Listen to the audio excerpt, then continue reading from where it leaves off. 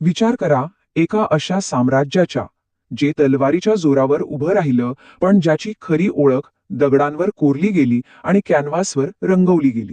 हो, आपण बोलतोय मुघल साम्राज्याबद्दल, ज्यांनी केवळ भूभागच नाही तर कला आणि संस्कृतीवरही आपली कधीही न पुसणारी अशी छाप सोडली. हे काही साधेसुधे राजे नव्हते. त्यांच्या रक्तातच चंगीज खान आणि तैमूर सारख्या जगज्जेत्यांची परंपरा होती. साहजिकच त्यांची लष्करी ताकद अफाट होती आणि त्यांची महत्वाकांक्षाही तशीच होती. पण गंमत अशी आहे की त्यांची खरी ओळख, त्यांचा खरा वारसा तलवारीने नाही, तर तो घडवला गेला कुंचल्याने आणि दगडाने. चला बघूया ह्या विजेत्यांनी एक असा वारसा कसा तयार केला जो त्यांच्या साम्राज्यापेक्षाही जास्त काळ टिकला. मुघलांनी काय केलं तर भारतीय आणि पर्शियन कला परंपरांना एकत्र आणलं आणि यातून एक अशी नवीन भव्य शाही शैली जन्माला आली जी याआधी कुणी पाहिली नव्हती. पण हा अनोखा संगम घडला कसा? म्हणजे बघा, ही काहीतरी पूर्णपणे नवीन गोष्ट नव्हती, तर हा एक जबरदस्त संगम होता. यात भारतीय कला परंपरेतील बारकावे आणि पर्शियन कलेतील भव्यता यांना इतक्या कुशलतेने एकत्र आणलं गेलं की त्यातून एका नवीन तेजस्वी ओळखीचा जन्म झाला. आणि या सगळ्याची सुरुवात झाली एका खास घटनेमुळे. जेव्हा सम्राट हुमायून वनवासातून परतला तेव्हा तो एकटा आला नाही, तर आपल्यासोबत पर्शियातील 2 महान कलागुरू घेऊन आला, मीर सय्यद अली आणि अब्दुस समद. आणि ह्याच क्षणापासून मुघल चित्रकलेच्या एका सुवर्णयुगाचा पाया रचला गेला. एकामागून एक प्रत्येक सम्राटाने या वारसात आपलं काहीतरी खास योगदान दिलं. हुमायूनने सुरुवात केली, अकबराने त्याला एक भव्य स्वरूप दिलं, जहांगीरने त्यात एक वेगळीच सूक्ष्मता आणली आणि शहाजहानने तर जणू संगम मरावरातून कविताच रचली. या सगळ्यांमध्ये एक नाव प्रामुख्याने पुढे येतं, ते म्हणजे अकबर. तो सम्राट ज्याने लाल दगडांमध्ये आपलं भव्य स्वप्न साकार केलं. हुमायूनचा मकबरा हा खरं तर मुघल वास्तुकलेचा पहिला भव्य नमुना म्हणता येईल. आणि यात पर्शियन डिझाईन आणि भारतीय कारागिरीचा तो अप्रतिम संगम अगदी स्पष्टपणे दिसतो. आणि अकबराची एक खासियत होती, लाल वालुकाश्म म्हणजे रेड सँडस्टोन, त्यावर पांढऱ्या संगमरवराची नाजूक कलाकुसर. आग्रा किल्ल्यासारख्या वास्तूंमध्ये हे कॉम्बिनेशन इतकं सुंदर दिसतं की ते जणू त्या काळाचं प्रतीकच बनलं. अकबराचा सगळ्यात मोठा प्रोजेक्ट फतेपूर सिक्री हे फक्त एक शहर नव्हतं, तर एका नवसाची पूर्तता होती. एका संताने दिलेल्या पुत्रप्राप्तीच्या आशीर्वादाबद्दल कृतज्ञता म्हणून त्याने हे संपूर्ण शहर बसवलं. म्हणजे ही वास्तुकला फक्त दगडविटांची नाही, तर ती श्रद्धेची आणि भावनेची आहे. बरं, मोठ्या मोठ्या इमारतींबद्दल तर बोललो. आता थोडं त्या कलेकडे वळूया जी अगदी आपल्या हाताच्या तळव्यावर मावेल, म्हणजेच मुघल लघुचित्रकला, जिथे साम्राज्याची भव्यता एका लहानशा पानावर उतरवली गेली. अकबराच्या कार्यशाळेत फक्त चित्र रंगवली जात नव्हती, तर तिथे संस्कृती जोडण्याचं काम चाललं होतं.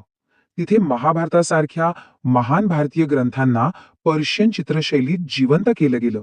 हा फक्त कलेचा संगम नव्हता, तर 2 महान संस्कृतींना एकत्र आणण्याचा एक प्रयत्न होता. ह्या चित्रांचं खरं वैशिष्ट्य काय? तर त्यांचा आकार लहान, पण त्यात दडलेली तपशील मात्र अफाट. एका छोट्याशा चित्रात एक अख्खं जग सामावलेलं असायचं. प्रत्येक चेहरा, कपड्याची प्रत्येक घडी, प्रत्येक पान इतकं स्पष्ट की पाहणारा हैराण व्हायचा. आणि हे ऐकून तर थक्कच व्हाल की यातले काही बारीक तपशील रेखाटण्यासाठी एका केसाचा ब्रश वापरला जायचा. विचार करा, एका केसाचा. यासाठी लागणारं कौशल्य आणि संयम खरंच अविश्वसनीय आहे. आणि गंमत म्हणजे एक चित्र म्हणजे एका कलाकाराचं काम नसायचं, तर ती एक टीम एफर्ट असायची. कोणी खनिज आणि वनस्पतींपासून रंग बनवायचं, कोणी कागद तयार करायचं, मग तिसरा त्यावर डिझाईन आखायचा आणि मग कोणीतरी त्यात रंग भरायचं. ही जणू एक कलात्मक असेंब्ली लाईन होती. कला कधीच एका जागी थांबत नाही, नाही का? ती वाहत राहते, बदलत राहते. मग अकबराच्या नंतर काय झालं? त्याच्या पुढच्या पिढीने या परंपरेला कसं पुढे नेलं ते आता बघूया. अकबर आणि जहागीर, वडील आणि मुलगा. पण दोघांची आवड किती वेगळी. जिथे अकबराने लाल दगडांमध्ये भव्यता शोधली, तिथे जहागीरला भुरळ पडली ती पांढऱ्या शुभ्र संगमरवराची. अकबराने महाकाव्यांवर लक्ष केंद्रित केलं, तर जहागीर निसर्गाच्या वास्तववादी चित्रणात रमला. जहांगीर हा नुसता सम्राट नव्हता, तो एक पारखी होता, एक निसर्गप्रेमी होता. त्याला महाकाव्यांपेक्षा जास्त इंटरेस्ट होता तो पक्षी, फुलं आणि प्राण्यांच्या खऱ्याखुऱ्या चित्रांमध्ये. त्याने युरोपियन कलेतून वास्तववाद स्वीकारला, ज्यामुळे मुघल कला अधिक जिवंत आणि नैसर्गिक वाटू लागली.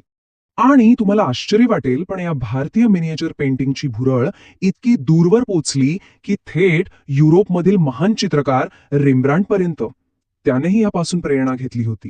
यावरून मुघल कलेचा जागतिक प्रभाव लक्षात येतो. पण म्हणतात ना, प्रत्येक गोष्टीला एक शिखर असतं आणि मग उतारही. मग या कलेच्या सुवर्ण काळानंतर पुढे काय झालं, या कथेच्या अंतिम टप्प्यात आपण तेच पाहणार आहोत. आणि गंमत अशी झाली की ज्या गोष्टीमुळे या कलेचा ऱ्हास व्हायला हवा होता, त्याच गोष्टीमुळे तिचा प्रसार झाला. झालं असं की सम्राट औरंगजेबाला चित्रकलेत फारसा रस नव्हता. त्यामुळे दरबारातले कलाकार देशभर विखुरले आणि त्यांच्यासोबत ही अनोखी शैली वेगवेगळ्या प्रांतीय राज्यांमध्ये पोचली. याचे एक सुंदर उदाहरण पाहायचं असेल तर सिदी सय्यद मस्जिदीची ही दगडात कोरलेली जाळी बघा. हेच तर प्रमाण आहे की मुघल कला आता फक्त राजवाड्यांपुरती राहिली नव्हती, तर ती लोकांपर्यंत पोहोचली होती. ती आता फक्त सम्राटांची नव्हती, तर संपूर्ण उपखंडाचा वारसा बनली होती. आणि मग हा प्रश्न उरतोच की साम्राज्यांतर लयाला जातात, पण त्यांची कला, त्या संस्कृतीची ओळख म्हणून पिढ्यानपिढ्या कशी जिवंत राहते? मुघलांचा वारसा आपल्याला हेच शिकवतो की कदाचित सत्ता नाही, तर कलाच खऱ्या अर्थाने अजरामर असते.